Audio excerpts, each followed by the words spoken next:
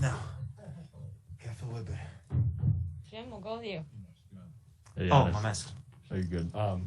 Thank you. I guess we'll just start with the day. You've talked so much about staying in the moment, staying focused and present. How difficult was that to start your day with your brother and to kind of learn his situation and that type of thing before a finals game? It was extremely difficult because I know how bad he wanted to be here and to help the team, be around the team and cheer for the team and give the energy that he always gives to everybody, because everybody feels his energy,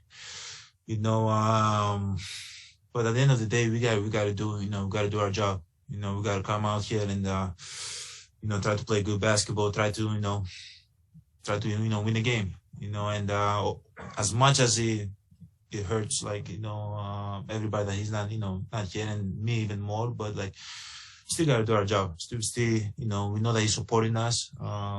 He was sending me messages personally, so we were able to do our job even though he was not here to give that energy he gives all the time from the bench.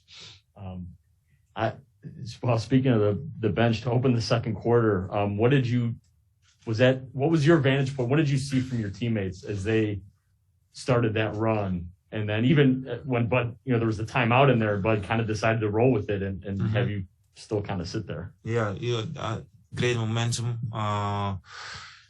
We were able to keep our composure. We were making shots. We were getting downhill. We were defending. We're down 16. And that's what our team is about. You can go the other way. You can be like, oh yeah, okay. This is not the night. But no, we kept playing hard, especially that group that came back to the game. They kept moving the ball. They kept getting open shots. They were knocking it down too. So they played great. They played great in that stretch. Eric on the right. Did the hotel room survive? I feel like the Nets would be jumping on like the bed, like throwing couches around. Like I think just because I know him a little bit better, he was probably screaming in front of the TV, and probably in the last possession he probably took his shirt off and started playing defense, sweating, jumping in the bed, but like. Yeah, but after the game, when the game was over, he FaceTimed me. I could see, that he was extremely happy. Like he was watching every single moment of the game, and he was cheering. Was on. So yeah. Can you walk me through the steal by Drew? I mean, like we talked the other night about your defensive block, and that steal I feel like is kind of on the same level as far as importance. Yeah, it was big time still. Showing crowd. Let him get to a spot, and he came from behind and ripped the ball off, and he could go down to the other end and just go for like a full play, run the clock down. But he trusted me. He made an incredible pass also for the lob. So it was big time play. It was the winning play of the game. But we that's what we need from Drew. We need him to keep defending. We need him to keep being great offensively, but like things like that's what makes him elite. He said you yelled at him. Yeah. When did you know you had the lane?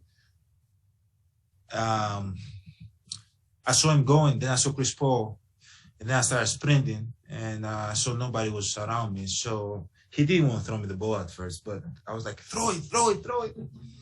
And then he threw it. He trusted me, and after the game, I was like, thank you for trusting me, because it could go any way. He could throw it and, make a wrong pass. And that's going to be on him because the point guard, whenever, coach is going to say you're supposed to keep the ball, but he trusted me. He knew that I'm going to finish the play, and that says a lot to me, and, I went up to the game, after the game, and I told him that too. Over to Ben on the right. Giannis, you've seen how the city has kind of rallied around you guys, 25,000 people watching outside. Winning this one here tonight, what's it mean to, go home and have a chance to win an NBA title in front of the home fans? Oh, man, it means a lot, man, but like I can't get too carried away, I got to stay in the present. Can't worry about the outcome, but like, obviously we know what the deal is one game away from, being an NBA champ, being in the history of this game, being always there. Nobody can take that away from you. And doing it in front of our families and our fans, it's big. It's gonna be big, but that can wait. We gotta focus and keep playing good basketball. We gotta go back home. We gotta recover.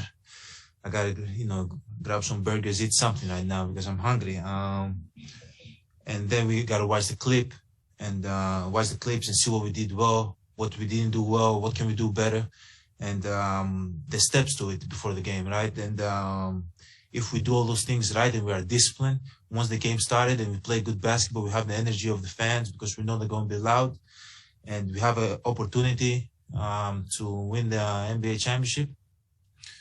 It's going to be amazing to do it in front of our fans. But there's more steps until we get there, But to answer your question, it's going to be amazing. It's going to be awesome to do it in front of our fans. But there's steps to it. Malik in the back.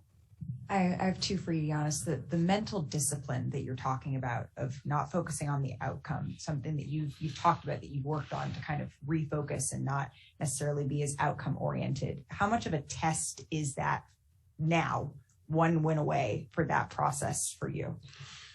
It's a test. It's a big test, and you gotta enjoy the moment. Okay, we have to enjoy the moment. Like winning a game on the road, we have to enjoy the moment. But the job is not done. We have to all realize that, and we gotta stay in the present. It doesn't mean we're gonna go back home and win Game 6. Probably Phoenix thought the same thing. They're gonna come back home and win Game 5. Come to Milwaukee, try to win again, but we gotta stay humble. We gotta be in the present. We gotta stay humble as much as possible. I feel like when this team is humble, this team is very, very dangerous. And I think we play at our best when we are humble. So we got the steps to it, as I said. And when the game starts, we gotta take possession at a time. And hopefully we can be in a position to win the game. If we're in a good position to win the game, we have great closers in our team, Drew, Chris, me, that, we have opportunity to win the game. And I'm just wondering the resilience that this team has showed, whether it was tonight being down big in a quarter, or if it's being down 0-2. Is that a learned behavior, or is that innate to learn as a team to be this resilient? I feel like we don't stop. I feel like, I've been a part of different teams. Usually when you're down 15 or 16 or whatever, down 0-2 or whatever the case might be, you kind of stop. You kind of like, kind of stop competing, in a way. But I feel like this team, we don't do that. We haven't done that all year long, I think. I can't remember. I can't go that back, but like we keep competing, and as I said in the last press conference, like we didn't know we were gonna win this game.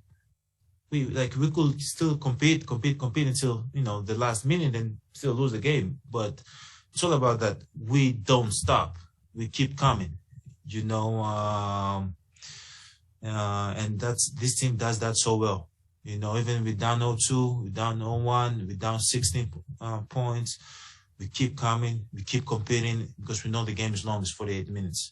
And we always try to put ourselves in a position to win the game. That's all you can ask for. You go into a game, you don't know if you're going to win the game. Well, we know if we compete for 48 minutes, we are good. We have great players, great closers, great shooters, great rebounders, great defenders. We have a great coach, and we know that we can put ourselves in a position to win the game. Sam in the middle. Two for you, Giannis. First of all, what you were dealing with when you first came in. Is it cramping? Is it something else? I was a little bit dehydrated. Man. I'm a softie, but it's okay. Well, you got me hungry now. The burgers sound good. Yeah, with some French fries, huh? French fries. Right? We know where to go. We'll meet you there. A lot of the mental stuff you talked about yesterday, it seemed like it was coming to fruition in the later moments of this game. So you list 2 free throws with a minute to go, and Monty ices you. Jay Crowder bumps you on the way to the line. Chris Paul seemed like he tried to get at you a little bit. I love it.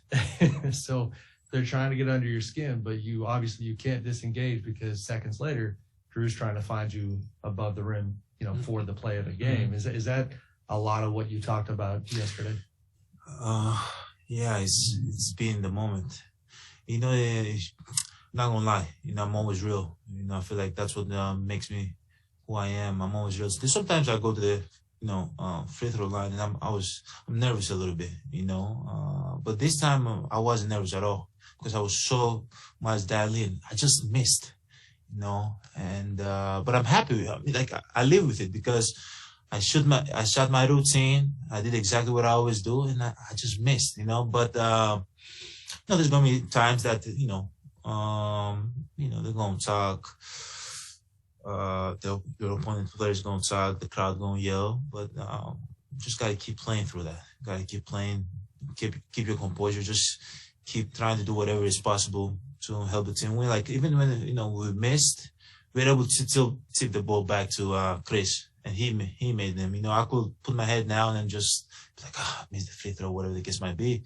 But no, I kept playing. That's what I do. That's how I'm built. We've got time for two more. We're going to Rohan and then Jeff. Giannis, you mentioned Drew trusting you on that lob play on that last sequence. I'm just curious, why did you want the lob there? How come you didn't want him to run out the clock?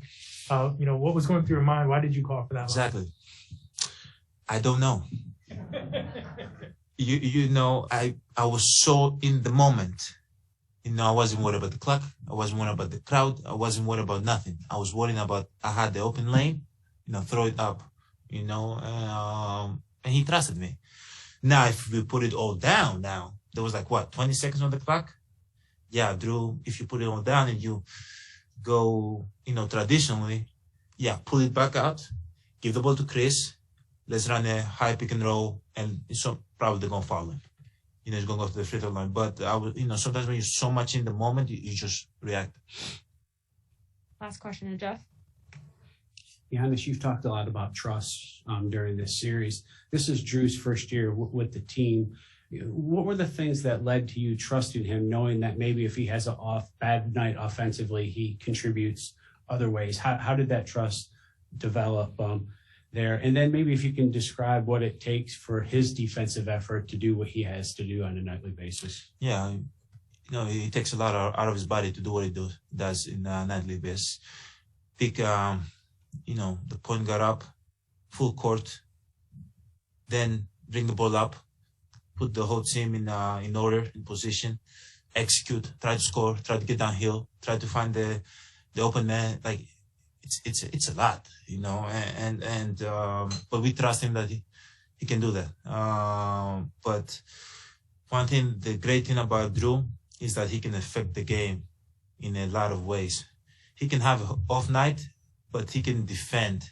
Like game 4, he didn't have his best offensive night, but he was so good defensively. He got the steal at the end from Chris Paul, I think so, and he got the steal today. So, he can affect the game in so many ways, and it says a lot. I love being teammates with him, and I hope moving forward we can be teammates for a lot of years. Thanks, Giannis. Thank you guys. Sorry for waiting, guys. Sorry.